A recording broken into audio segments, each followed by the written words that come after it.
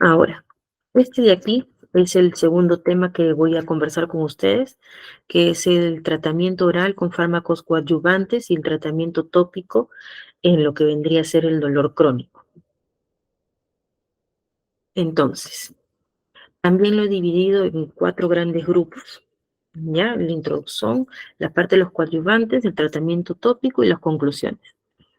Entonces, eh, esto es para hacerles recordar lo que ya veníamos hablando, ¿no? Uno, sobre la prevalencia y la repercusión en la calidad de vida. Y otro es sobre esto que dice acá, ¿no? Que nosotros debemos de romper el ciclo del dolor. Entonces, ¿qué cosa es lo que pasa con los pacientes? Usualmente eh, tienen esta secuencia, ¿no? Experimentan dolor, ¿no? Y tienen un proceso cognitivo sobre el dolor, ¿no? Ellos asimilan dónde es el dolor, cómo se presenta, cuándo se presenta. Y luego de esta asimilación, ¿qué cosa es lo que hacen, no? Por ejemplo, en esta figura tenemos el dolor acá en el pie derecho. Entonces, el paciente, eh, por ejemplo, era un paciente que hacía bastante ejercicio, ¿no? Salía a correr todos los días y de repente un día y jugaba fútbol todos los fines de semana, ¿no? Y un día se lesiona, cae, ¿no? Porque pisa mal la pelota, cae y tiene un dolor en tobillo, ¿no? Va, se hace ver, no tiene fractura, no tiene nada, ¿no? Pero ya después de 4 meses, 5 meses, ese dolor persiste. Entonces, ya el paciente deja de hacer lo que estaba haciendo, ya no sale a correr todos los días, no solo sale a correr de vez en cuando es tolerable el dolor, ya deja de asistir a los partidos de fútbol, ¿no? Entonces incluso se levanta malhumorado porque a veces dice, ay, no, no quiero ir a trabajar, me siento fastidiado. Entonces eso genera una ansiedad en el paciente y finalmente una depresión porque deja de hacer las cosas que le gustaban hacer porque el dolor persiste y está ahí, ¿no? Entonces, ¿qué dice acá? Miren, después de que tiene depresión, ansiedad, dice, ¿no? Descontinúa y evita las actividades que usualmente hacía. Entonces, y esto es un círculo vicioso, porque como no hace las actividades que le generaban placer, empieza otra vez su ansiedad, empieza otra vez su depresión, dice, no, ¿para qué voy a hacer si me duele el pie? No puedo correr, no voy a jugar fulbito, no, porque va, juega fútbol y como le duele el pie, no pasó bien el balón, entonces no metió gol, entonces él está deprimido porque dice, no, ¿para qué voy a jugar si no ayudo a mi equipo a ganar? Entonces, ¿qué pasa con esto? Que existe una remodelación cerebral, ¿no? Ahora, esto puede empeorarse o no, depende, ¿no? Si existe más inflamación, si existe otra injuria. Imagínense que como duele, da un mal paso y se vuelve a lesionar el pie, ¿no? O incluso, por ejemplo, si entra cirugía, va, sí, ya lo operan, aunque sea no del pie, sino puede ser de otra cosa, por ejemplo, de un apéndice, pero ya eso puede causar también inflamación, ¿no? Entonces, al causar inflamación, genera que se active otra vez la respuesta hacia el dolor. Entonces sigue continuando en el ciclo del dolor. Entonces, ¿qué más me va a pasar? Esto de acá, que es importante. Va a haber una sensibilización periférica y una sensibilización central. Entonces, en mi diagnosis activa que veíamos hace un momento, esto va a incrementar. ¿Y qué va a aparecer? Va a aparecer que mi experiencia del dolor siga perpetuándose, siga apareciendo, pueda incrementarse o no. Entonces, ¿qué debemos recordar de esto? Entonces, que si nosotros queremos salir de esto, debemos de bloquear cualquiera de estas vías. Entonces, ¿en dónde las bloqueo? A través de mi vía de nocicepción. Ahora, ¿qué cosa debemos de saber? ¿Qué cosa muestran los estudios clínicos que dicen acá? Y otra vez les voy a repetir porque es muy importante, pero para que ustedes miren. Dice, los medicamentos solos, o sea, los fármacos de por sí solos, no son los únicos que rompen el ciclo del dolor.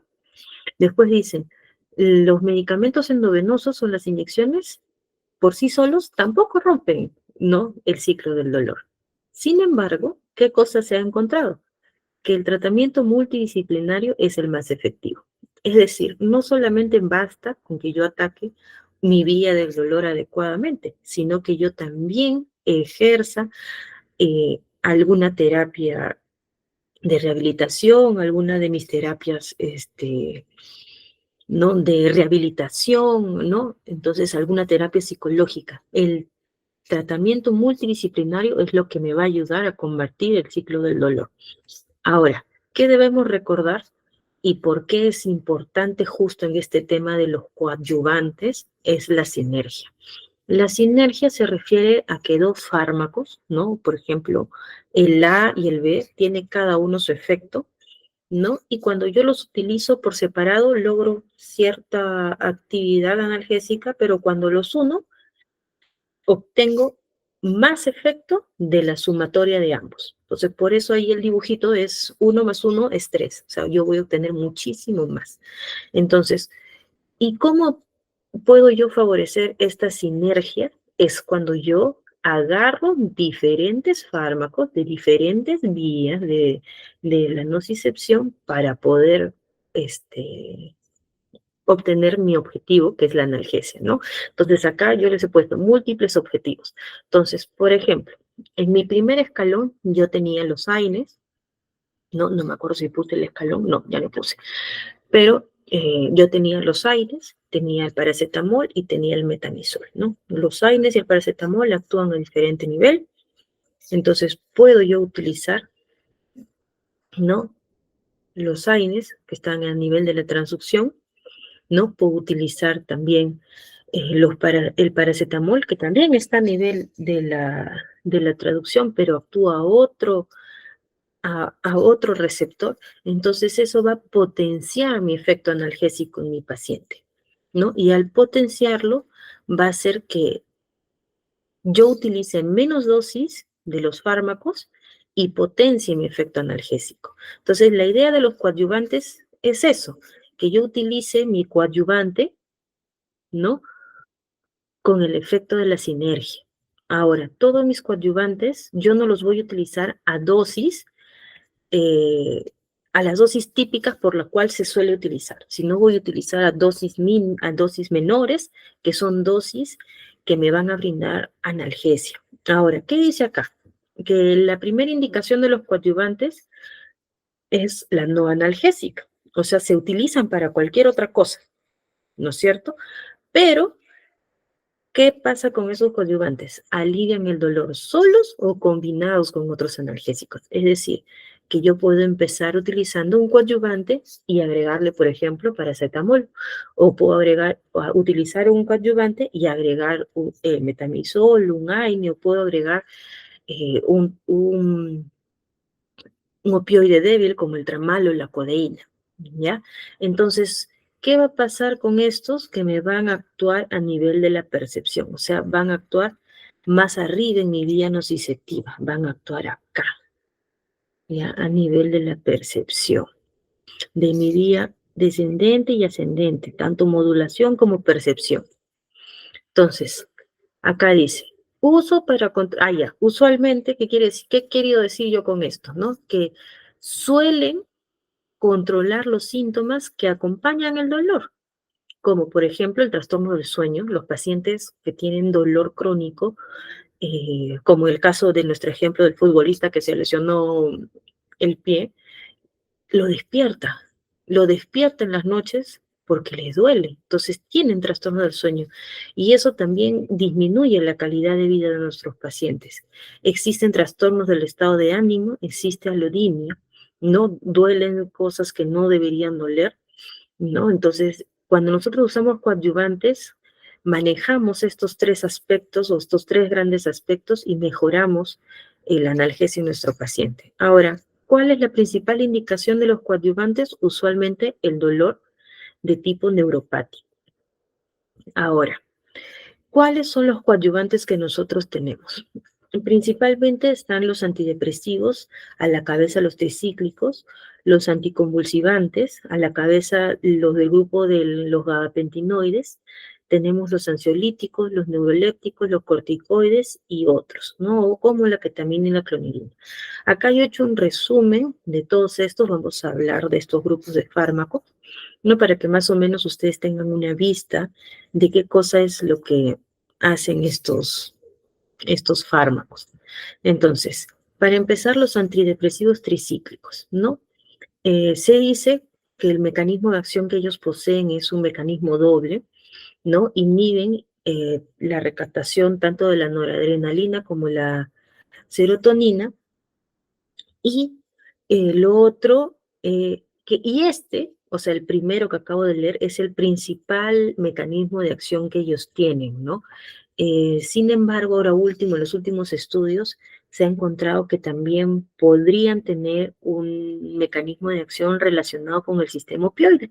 ¿Por qué? Porque cuando se ha utilizado la naloxona, han revertido el efecto de estos fármacos. Entonces, se cree que por ahí también existe un mecanismo de acción. Entonces, importante recordar que el principal mecanismo es el primero, ya, ahora, en cuanto a la farmacocinética o qué cosa es lo que el fármaco le hace al cuerpo, es que debemos recordar que tienen una buena absorción oral, ¿no? Sin embargo, tienen un primer paso, ¿no? Intenso o alto, como ustedes podrán leerlo, ¿no? Por ende, me van a dar una biodisponibilidad en bajas concentraciones. Ahora, la unión a proteínas plasmáticas es también alta, de 80 a 95%. Son muy liposolubles, es decir, se unen con mucha avidez hacia la grasa, ¿no? Y el tiempo de vida media más o menos es de unas 10 a 20 horas. Entonces, por esta razón, nosotros vamos a dar estos fármacos de 1 a 2 dosis diarias. La excreción es a nivel renal, ¿no? La principal indicación es en el dolor neuropático, ¿ya? Y sus dosis son las siguientes. Se debe iniciar con 10 miligramos por la noche, al inicio va a ser en la noche, y podemos ir aumentándolo hasta 25 miligramos cada 8 a 12 horas. O sea, acuérdense que son 2 veces por día por el tiempo, vida media de eliminación, ¿ya? ¿Y cuál va a ser la limitación del incremento yo de la dosis de este fármaco? Mis efectos adversos. ¿Cuáles son los efectos adversos más frecuentes en estos fármacos? Son las reacciones anticolinérgicas. ¿Como cuáles? Como la sequedad de boca, el estreñimiento, la retención urinaria, la congestión nasal, puede haber hilio paralítico e incluso visión borrosa. Ahora, puede haber efectos cardiovasculares también, ¿ya? Eso a tener en cuenta. Ahora, en cuanto a los anticonvulsivantes, son, a- estos se dicen que son los fármacos por excelencia para el dolor neuropático. Ya, como les había dicho, a la cabeza están los gabapentinoides, pero también tenemos la carbamazepina. La carbamazepina está indicada en la neuralgia del trigésimo o en los tics dolorosos. Y de los gabapentinoides, acá yo he puesto algo para que ustedes recuerden, ¿no? Porque es importante. Actúan a nivel de la subunidad alfa 2, ¿ya? Lo que hacen es bloquear los canales de calcio dependiendo de voltaje, entonces inhiben la transmisión o del potencial de acción, ¿no? Entonces, por eso es su actividad analgésica. Ahora, ¿qué es importante recordar de estos fármacos? Lo que dice acá, ¿no? Tienen una concentración máxima en 1 hora. Ya. Acá lo he separado por si acaso en los dos grandes gabapentinoides que conocemos, la gabapentina y la pregabalina. Si bien es cierto, ambos hacen efecto en la subunidad alfa 2, tienen características un poco diferentes, ¿ya? Entonces acá yo las he marcado las más importantes. Recordar que la biodisponibilidad de la gabapentina es un 90% y es independientemente de la dosis, es decir, yo puedo dar una mayor dosis, una menor dosis, igual va a estar biodisponible ampliamente, ¿no? A diferencia de la pregabalina. La pregabalina tiene una unión de proteínas plasmáticas baja y la disponibilidad disminuye a mayor dosis. Entonces, así yo aumente de dosis, mi efecto no va a mejorar. ¿Qué otra cosa es la diferencia?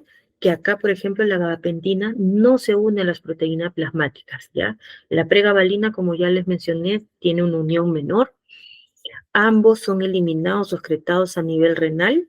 Sin embargo, tienen eh, que tener en cuenta que la gabapentina, cuando tienen los pacientes insuficiencia renal, ¿no?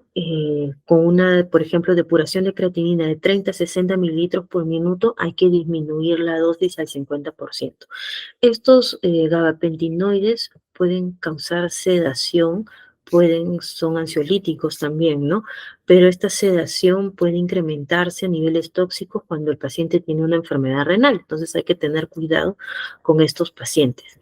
Ahora, la dosis inicial de la gabapentina es de 300 miligramos cada 8 horas y se puede incrementar 300 miligramos al día, ¿ya? Siguiendo la pauta de cada 8 horas, ¿no? Teniendo como un rango terapéutico de 900 a 2800 miligramos día. Después de esta dosis ya no se ha visto efecto, no deberíamos incrementarlo más. El rango terapéutico como analgésico o como coadyuvante analgésico es de 900 a 2800.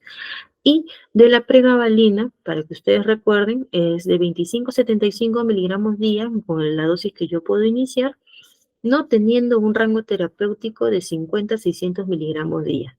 Y a diferencia del anterior, que es cada 8 horas o por así decirlo, 3 veces al día, es 2 veces al día. Ahora, en cuanto a los corticoides, se quiere o se utiliza en la parte analgésica por su acción antiinflamatoria, ¿no? Entonces, usualmente las indicaciones de estos van a estar descritas, como las he puesto yo acá en este cuadrado, para las neuralgias postraumáticas, ¿no? Hernias discales con dolor radicular o procesos invasivos, como cuáles, la infiltración facetar del raquis, infiltración epidural radicular, hombros dolorosos. Entonces, ¿qué se dan cuenta ustedes de todas estas patologías que tienen en común? Tienen en común un agente inflamatorio, ¿no? Entonces, en estos pacientes se puede administrar corticoides, ¿no? Ahora, ¿qué corticoides se puede utilizar? Por vía oral, dos, la dexametasona y la prednisona. La dexametasona, 2 miligramos día, la prednisona de 20 a 60 miligramos día. Recordar que después de 5 días de tratamiento con corticoides, para retirar los corticoides se hace bajando la mitad de la dosis hasta poder retirarlo. No suspendan bruscamente los corticoides, pueden causar alteraciones suprarrenales o supresión suprarrenal, ¿ya? Y si para alguno de estos procesos necesito alguna infiltración, que es lo que vendría a ser las terapias ya más invasivas, ¿no? Puedo utilizar triamcinolona o betametasona de 1 a 1.5 miligramos kilo, 0.1 miligramos kilo como infiltración, ¿no? Por ejemplo, en sala de operaciones, muchas veces aquellos pacientes que tienen hombros dolorosos o problemas, dolor a nivel de la columna, ¿no? Tanto a nivel facetario como epidural, se puede hacer infiltraciones con guía radiológica, ¿no? Y se infiltra con corticoides, ¿no? Pero eso ya es un uso, no, pues no es vía oral, ¿no? Es un uso ya más invasivo del tratamiento del dolor crónico. Ahora, en cuanto a la ketamina y la clonidina, eso es solamente para mencionarles, ninguno, no tenemos, por ejemplo, acá en Perú la presentación oral de la ketamina.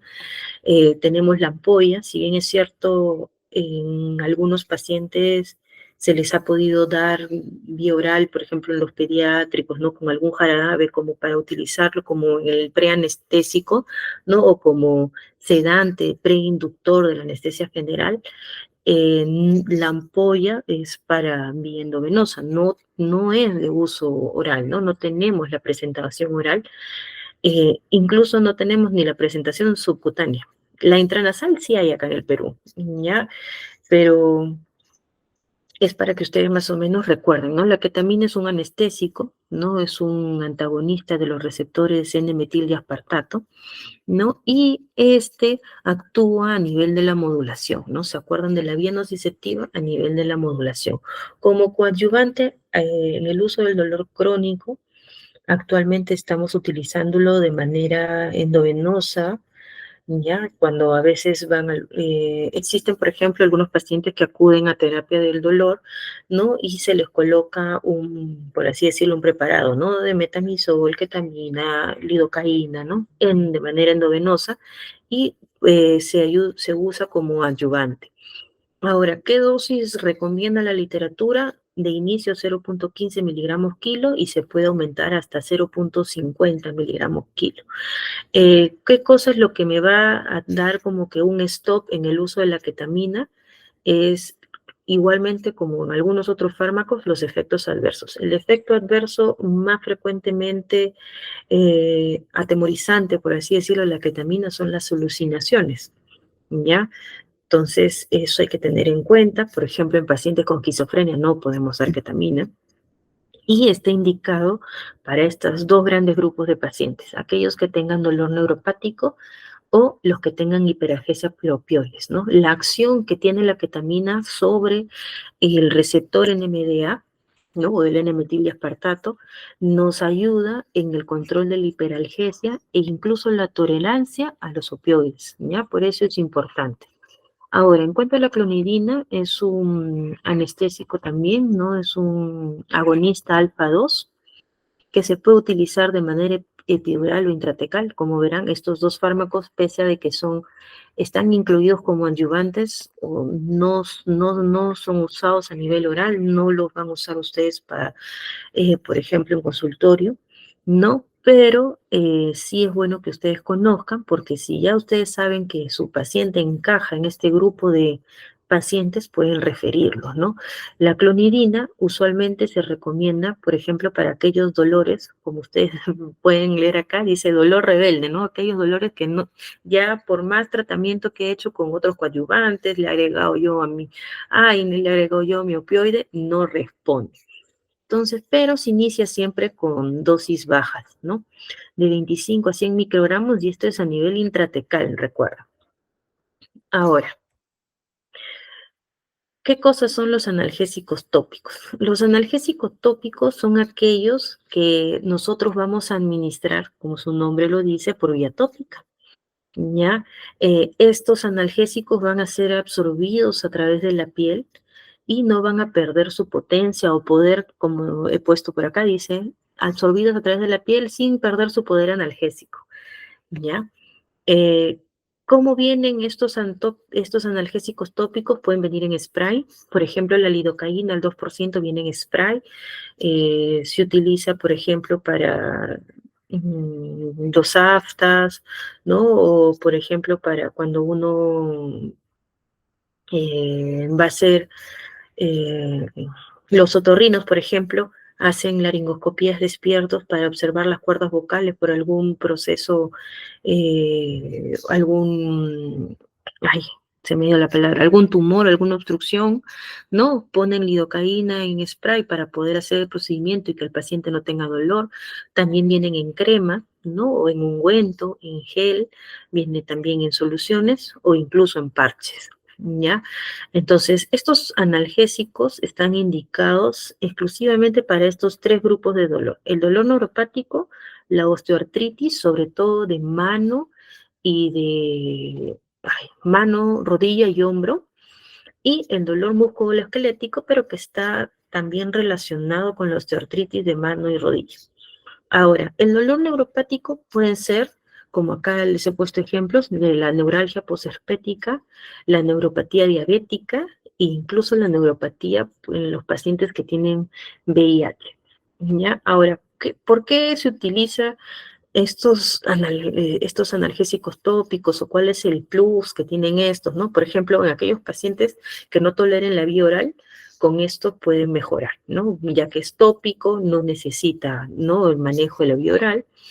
Y lo otro es que acá dice, por ejemplo, reducen las interacciones con otras drogas, ¿no? ¿Qué pasa? Que los analgésicos tópicos tienen la característica de absorberse por la piel, pero no llegan a la sangre. Entonces se quedan en piel, se absorben, hacen su efecto directamente a donde deben de ejercer, ¿no? Entonces, por ende, como no se absorben a nivel sanguíneo, tienen menos efectos adversos o casi nulos efectos adversos, ¿no?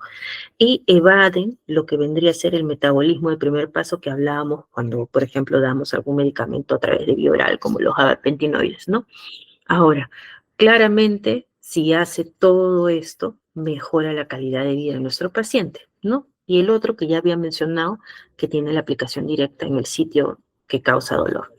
Ahora, yo acá he puesto algunos ejemplos, ¿no? He puesto un cuadro, ¿no? Que es de una revista, ¿no? ¿Qué medicamentos tenemos como analgésicos tópicos? Tenemos AINES, ¿ya? Por ejemplo, acá en Perú hay diclofenaco en crema, ¿no? Hay incluso me parece que hay ibuprofeno en crema, creo que no he puesto el ejemplo, pero diclofenaco sí hay, ¿no? Por ejemplo, se utiliza cuando existe se puede utilizar, ojo, también en dolor agudo, en crónico, ¿no? Si existe algún golpe o algo, pueden utilizar el diclofenaco. También existe tópico, ¿no? La ketamina, que acá no hay, ¿no? También existe clonidina, incluso miren, hay gabapentina, ¿no? Hay la capsaicina y los anestésicos locales. Ahora, de anestésicos locales, ya les hablaba del spray de lidocaína, hay gel de lidocaína, hay crema de lidocaína, tenemos parche de lidocaína acá, ¿ya? ¿Y qué cosa he puesto por acá? He puesto los AINES tópicos, se puede usar en el tratamiento de pacientes que no toleren los AINES orales. Eso es para que ustedes recuerden, ¿no? O sea, el plus de los tópicos es que en aquellos pacientes que tengan poca tolerancia a la vía oral, se pueden utilizar. Entonces yo acá he puesto los ejemplos. Entonces, por ejemplo, tenemos lidocaína que viene en parche al 5% y también tenemos la crema que viene al 2%, ¿no? La lidocaína, en quienes han demostrado que puede actuar, ¿no? En el dolor neuropático asociado al herpes zóster. Ahora, ¿qué cosa es? Otra vez les voy a volver, esto es lo que hay, es una revisión de Cochrane, ¿no? Sobre lidocaína y sobre capsaicina. Entonces, ¿qué cosa dice? Que la absorción a través de la piel es pobre o no tiene casi nada de absorción, por ende los efectos adversos son raros. ¿Y cuál es la recomendación de este parche? Ya vamos a hablar del parche porque es lo que nosotros vamos a utilizar sobre todo para manejo crónico del dolor, es que se debe utilizar, se coloca el parche por 12 horas y hay que estar 12 horas libre de parche, y es cada 24 horas. Entonces, al día siguiente se coloca el parche nuevamente, va a estar ahí pegado 12 horas, y luego se retira y luego otras 12 horas sin parche. Así, ¿no? ¿Por cuánto tiempo? Más o menos de 2 a 4 semanas. Si en 4 semanas el dolor no ha sido manejado o no ha disminuido o no ven efecto del parche, se dice que no se debería continuar con el parche y cambiar a otra estrategia, ¿ya? Porque después de estas 4 semanas, según la evidencia, se ha demostrado de que en realidad no va a surtir efecto o no va a mejorar en nada la utilización del mismo, ¿ya? ¿Qué otra cosa más dice respecto al parche? El parche, creo que hay no he puesto. El parche, viene el parche y tiene como una capita que cubre el parche, ¿ya? Entonces, ¿qué pasa? Que si nosotros tenemos una zona extensa donde nosotros queremos cubrir, se dice que se puede cortar el parche en partes, ¿no? Y colocar para que abarque una mayor área de extensión. Ahora, siempre se recomienda cortar el parche cuando todavía tenga esta capa protectora. Uno corta el parche y luego lo saca la capa protectora y lo va pegando a la piel. No después de sacar la capa protectora porque ya va a perder a través de los cortes, se dice pues su eficacia y todo, ¿no? Ahora, otra cosa importante que también dice sobre la lidocaína es que no debemos poner más de 3 parches en el paciente, ¿ya? Eso para que tengan en cuenta.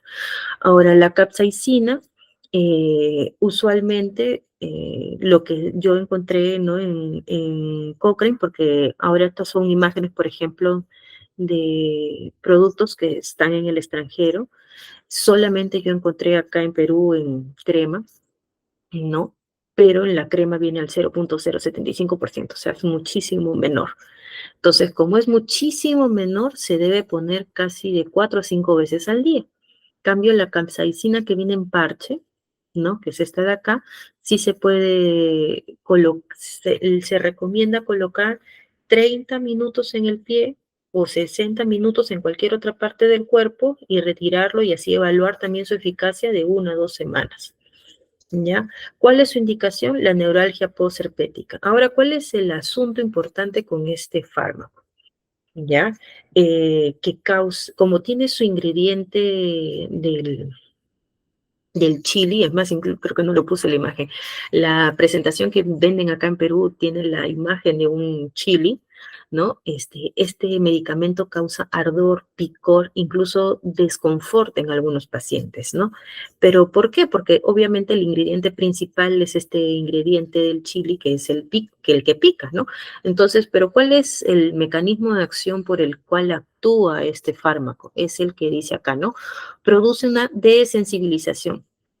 ¿Por qué? Porque este estímulo que produce el ardor, el picor, es como que compitiera, se dice, con el estímulo doloroso, ¿no? Y este ardor, picor va a empezar a hacer una desensibilización y va a empezar a hacer como que las vías aferentes nerviosas se bloqueen y ya no funcionen. Entonces, al no funcionar, ya no van a permitir el paso ni de los estímulos térmicos, ni los químicos, ni los mecánicos.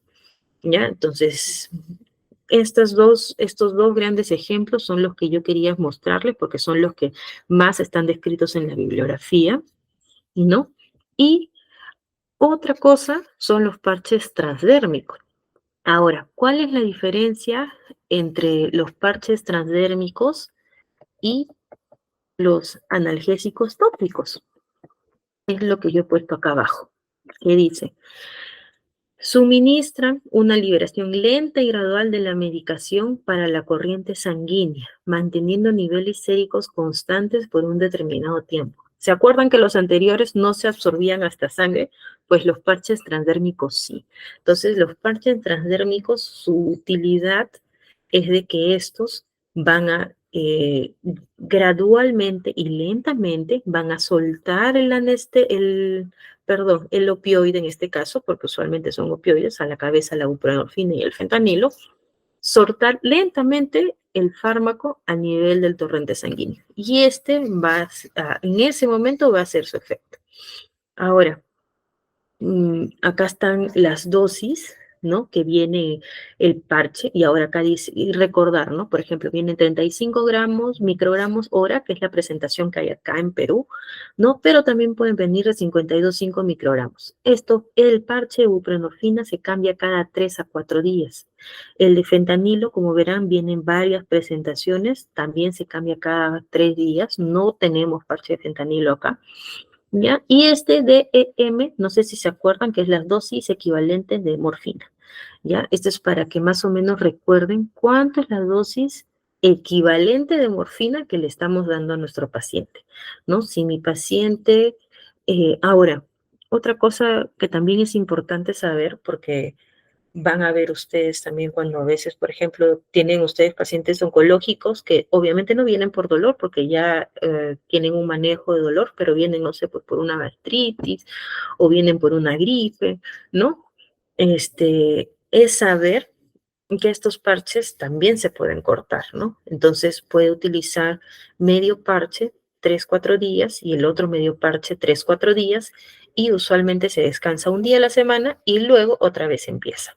¿Ya? Eso es para que ustedes sepan, para que cuando vean estos pacientes, el parche debe ser utilizado más o menos así. Ahora, ¿qué más? Ya.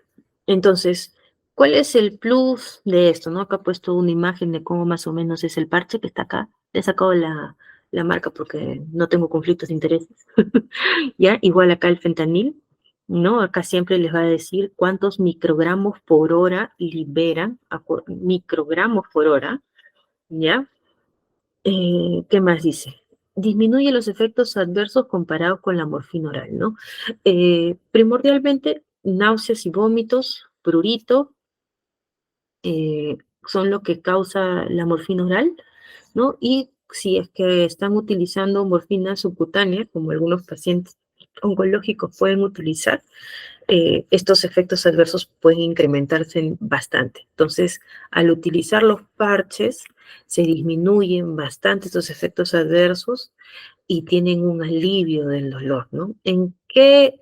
Obviamente yo ahorita les he dado el ejemplo del dolor oncológico, pero se pueden utilizar en qué otros pacientes, aquellos con osteoartritis, aquellos que tengan dolores lumbares de espalda baja o dolor neuropático, teniendo la consigna, como ya les mencioné al inicio, de que no es de primera alternativa, ¿no? Es mi última alternativa luego de haber utilizado los otros fármacos o las otras terapias no farmacológicas.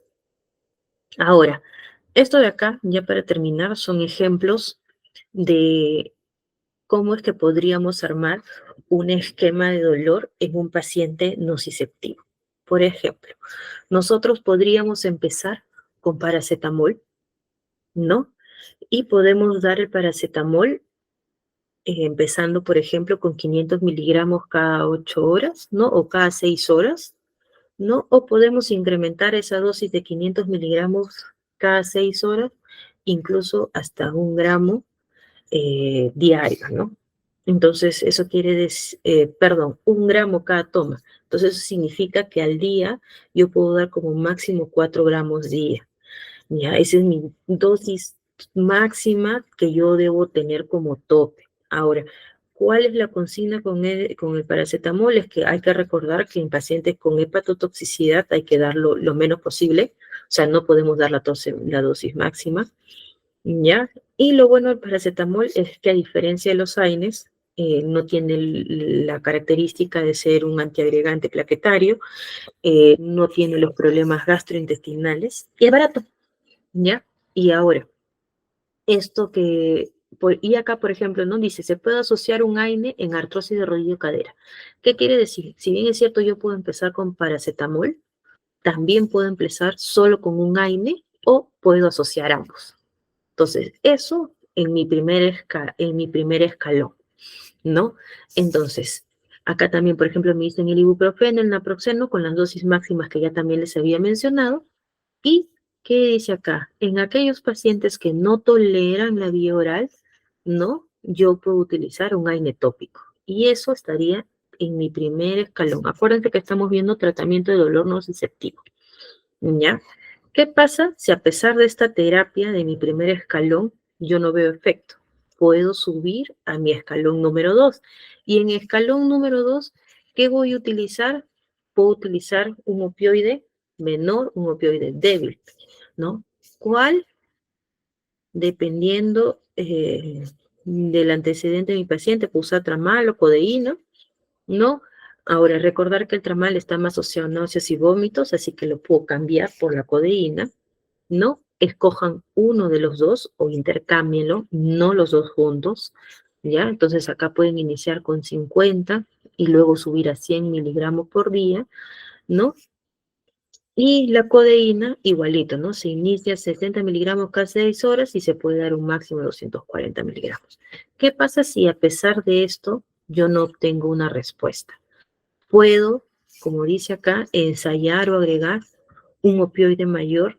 ¿Cuánto tiempo? Durante 3 meses. Si voy a agregar, ¿qué puedo agregar? Puedo agregar, en nuestro caso, morfina, ¿no? Ahora, ¿qué más dice acá? En ausencia de eficacia por tolerancia o por efectos adversos, debo valorar rotar opioide.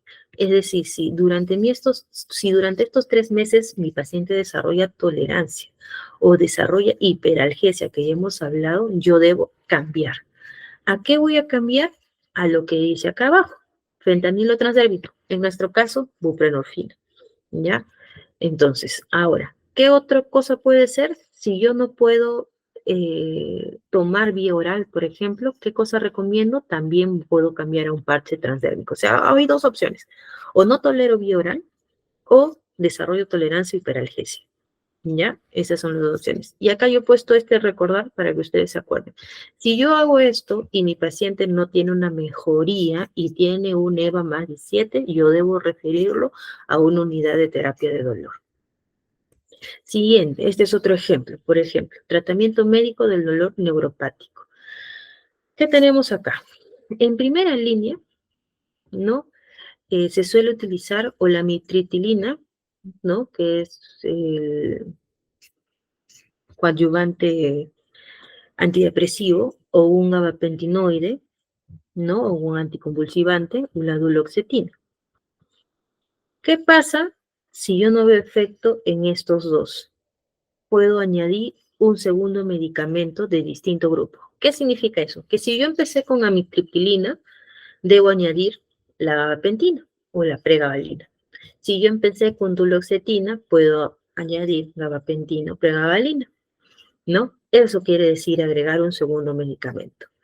Y si después de esto yo no consigo una mejoría, de mi tercera línea voy a añadir recién tramadol, que es un opioide débil o menor, ¿no? O la codeína, o puedo añadir un coadyuvante tópico. ¿Como cuál? Como la lidocaína o la capsaicina, ¿ya? Entonces, ¿qué pasa si yo, a pesar de haber hecho esto, mi paciente aún persiste con un dolor o un EVA más de 7? Yo debo de referir a mi paciente a una unidad de tratamiento de dolor. Ahora, este de acá es otro esquema, por ejemplo, que también es de un ejemplo de un dolor neuropático. Acá igual tenemos, ¿no? La gabapentina, la pregabalina, el antidepresivo tricíclico, que es la amitriptilina, ¿no? O los duales como la duloxetina. Tenemos igualito los tres. Podemos utilizar uno, ¿no? Y tenemos también, por ejemplo, la línea de los fármacos tópicos, ¿no? Que es la capsaicina y la lidocaína. Es un algoritmo muy similar al que acabamos de pasar. Entonces, pero acá lo dividen en dos. Yo o tengo una respuesta ineficaz o tengo una respuesta parcial. Entonces, si yo tengo una respuesta ineficaz o es mal tolerado, debería cambiar, ¿no? Por ejemplo, ¿qué se significa eso? Si yo empecé con gabapentina, pero mi paciente no tolera el medicamento porque presenta todos los efectos adversos que ya mencionamos, lo puedo cambiar. Ya no es que yo agregue, sino cambio, no le doy gabapentina y agrego y cambio por una mitriptilina. O al revés, le estaba dando mitriptilina, causa sequedad de boca, ¿no? Retención, estreñimiento, lo cambio y le doy gabapentina o pregabalina. ¿Ya? Eso es. Ahora, ¿qué pasa cuando yo tengo una respuesta parcial? ¿Qué cosa es una respuesta parcial? ¿No? Que yo tengo la reducción de la intensidad del dolor, pero solo el 30%. Entonces, en este caso, yo voy a asociar, ¿no? O sea, si yo estaba solo con la gabapentina, asocio la mitriptilina. Si solo estaba con la mitriptilina, asocio la gabapentina. Y acá les vuelvo a repetir algo que dije al principio. La idea de los coadyuvantes es que si yo doy una dosis y esta dosis causa efectos adversos, cuando yo la junte con otro fármaco adyuvante o algún otro fármaco eh, de mi vía nociceptiva, yo no voy a necesitar la misma dosis para conseguir un efecto analgésico porque tengo la sinergia de ambos. Entonces, al disminuir la dosis, voy a obtener menos efectos adversos. ¿Ya? Entonces, y eso es lo que voy a hacer. Ahora, ¿qué pasa, por ejemplo? Lo que dice acá, ¿no? Yo hice muy bien mi primer eslabón en el algoritmo, sin embargo, no puedo tolerar o el tratamiento es ineficaz o igual mi respuesta es parcial o no mejora, ¿no? Voy a qué cosa? Cambiar o combinar con un opioide menor como el tramal, la codeína o un opioide mayor. Ya puedo yo agregar, ¿no? Un oxicodona, una morfina. ¿Ya? En ambos lados puedo yo añadir, asociar, como dice acá, y ¿Qué más dice acá? Combinar fármacos con diferentes mecanismos de acción, dolor de difícil manejo. ¿Qué es el fin último, como yo les decía, ¿no? ¿Qué pasa si yo empiezo a asociar y no puedo? Debo de cambiar. Cambiar y utilizar, por ejemplo, ya esto, ¿no? Agregar los fármacos tópicos, agregar el parche, por ejemplo, de buprenorfina, ¿no? Buscar una alternativa para el manejo del dolor de mi paciente. E igual manera, esto que dice acá, derivar a unidad de terapia del dolor, es para aquellos pacientes que persisten con un EVA más de 7 a pesar del manejo que uno le está dando. Ahora, esto de acá, ya para terminar, es un cuadro, ¿no? Que yo pude conseguir en una de las revisiones bibliográficas que hicimos sobre manejo de dolor crónico, ¿no? En donde ustedes van a ver que existen tratamientos biomédicos y biopsicosociales, ¿no? Y que ambos van de la mano, ¿ya? Entonces, dentro de los tratamientos médicos siempre va a haber menos invasivos y más invasivos. Los más invasivos son los que ustedes pueden ver acá, que son los quirúrgicos, ¿ya? Existen procedimientos quirúrgicos como la implantación de sistemas de liberación continua de fármacos que pueden ser a nivel intratecal, puede haber también sección de nervios, ¿no? Cortas los nervios para cortar el impulso nervioso que viaja a través de ellos. También pueden colocar estimuladores a nivel cerebral, ¿no? E incluso estimuladores a nivel del cordón espinal, ¿no? Son procedimientos quirúrgicos, son procedimientos invasivos, ¿no? Son procedimientos que van como última terapia, ¿ya? En la escalera analgésica, incluso ahora estos procedimientos se dicen que están en el cuarto eslabón, ¿ya? Última alternativa. Y los menos invasivos están todos los farmacéuticos que nosotros hemos visto, ¿no? Los analgésicos orales, los opioides, los antiuvantes, los analgésicos tópicos, ¿no? E incluso, por ejemplo, acá están, dice, ¿no? Bloqueo nervioso. Nosotros, como anestesiólogos, podemos hacer bloqueos de nervios periféricos para el manejo del dolor también. ¿Ya? Si bien es cierto, por eso está en el borde, está entre la parte farmacéutica y la parte quirúrgica, porque si bien es cierto es un procedimiento invasivo, no es quirúrgico, pero es invasivo, ¿no? Y se puede realizar. Y después están todos los procedimientos eléctricos que se pueden realizar, ¿no? Como son la estimulación nerviosa eléctrica, percutánea, transcutánea, ¿no? O la estimulación magnética transcraneal, que está por acá, ¿no? Repetitiva, que es TMS, ¿no? Entonces son procedimientos que si bien son menos invasivos, como su nombre lo dice, igual son procedimientos que se pueden realizar para un manejo o el manejo difícil del dolor crónico. Y ahora, no olvidar, como ya les vuelvo a repetir, que va de la mano con la terapia psicológica, con la terapia ocupacional, ¿no? Con la evaluación clínica psicológica, ¿no? La terapia cognitiva, la terapia de comportamiento, ¿no? E incluso los ejercicios y también la terapia de rehabilitación, ¿no? A veces, no sé, las fracturas de cadera, ¿no? O las toracotomías, que son procedimientos quirúrgicos, que son los procedimientos quirúrgicos que generan con mayor frecuencia dolor crónico, tienen una rehabilitación que depende mucho de la presencia, no del dolor, ¿no? Si nosotros controlamos mal el dolor, ellos no tienen una rehabilitación satisfactoria y es probable de que se desarrollen dolor crónico. Entonces es importante manejar esto para evitar el desarrollo del dolor crónico.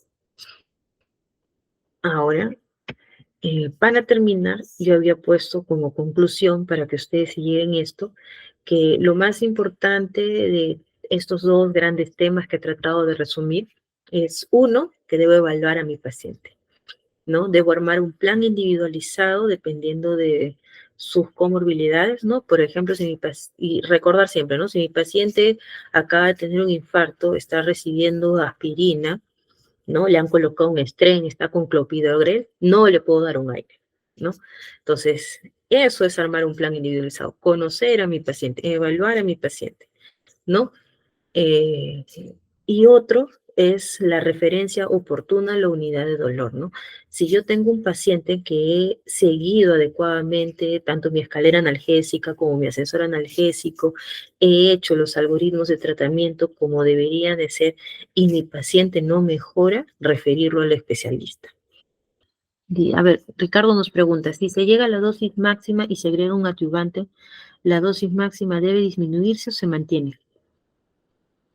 Depende de la respuesta de nuestro paciente.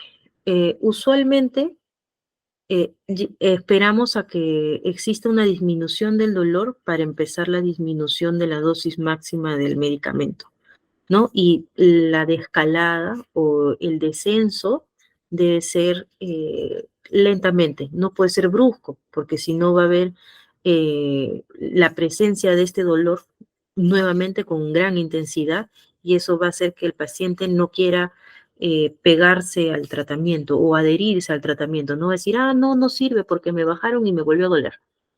Entonces, eso es lo que se trata de evitar, ¿no? O sea, al principio empieza a disminuir el dolor, pueden ir desescalando lentamente, ¿no? Para que el paciente se mantenga pegado o enganchado a su terapia. Ahora, otra cosa que no dije fue que la terapia psicológica en estos pacientes con dolor crónico también ayuda mucho porque les hace entender la importancia de tener un horario, ¿no? Y el tener un horario evita estos picos de dolor que no pueden ser soportados, ¿no? Que decir, cuando tú tienes un horario rígido, usualmente todos mis fármacos están en un rango terapéutico adecuado. Y al estar en un rango terapéutico adecuado, significa que mi medición del dolor o mi intensidad del dolor va a estar controlado.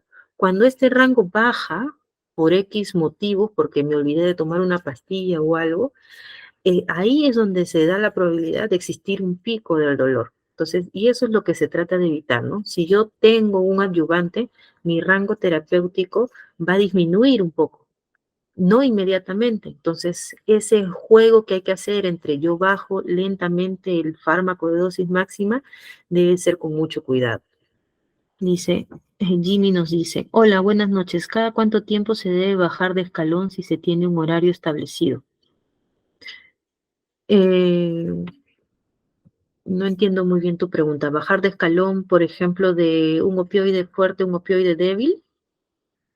Ah, ya. Eh, lo que se recomienda, por ejemplo, es en aquellos, hacer las dosis equivalentes de la morfina. Por ejemplo, si yo estaba usando morfina en 60 miligramos, y ya controlé el dolor con eso, y ya no quiero darle morfina, quiero bajarle a tramal, debo dar la dosis equivalente a lo que vendría a ser 60 miligramos, que si no me equivoco son 200 miligramos de tramal. Entonces, eso es lo que hay que hacer, rotar así. Entonces, de esa forma me mantengo dentro del rango terapéutico que yo he encontrado.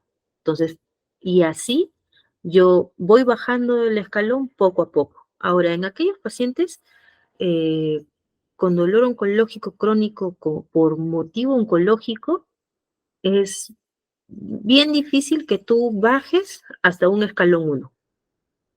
Es decir, inicialmente, cuando tienen el diagnóstico, cuando empieza a recibir tratamiento, vas a iniciar, sí, en el escalón 1, vas a subir al escalón 2 y la idea es mantenerte en el escalón 2 lo más que puedas y eventualmente vas a subir al 3 y ahí vas a mantenerte, porque los pacientes oncológicos no suelen tener una cura, ¿no? Sobre todo aquellos que desarrollan un dolor crónico, ¿no?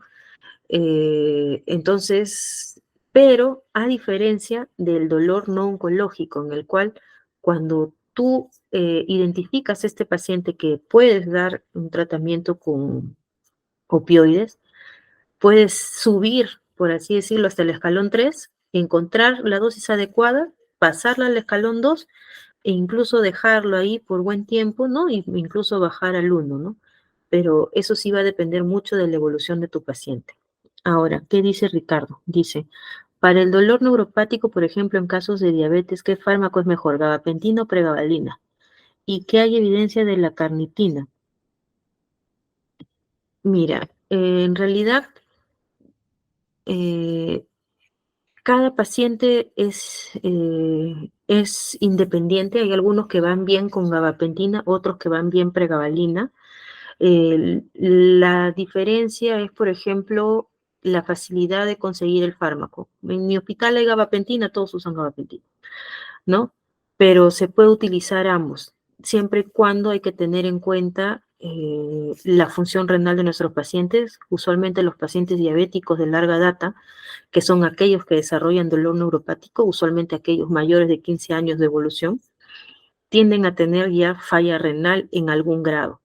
Entonces es preferible en algunos casos usar pregabalina, ya que no suele estar tan asociado con la parte renal o la depuración renal como lo es la gabapentina, ¿no? Pero en realidad algún estudio que diga que uno es mejor que otro todavía no.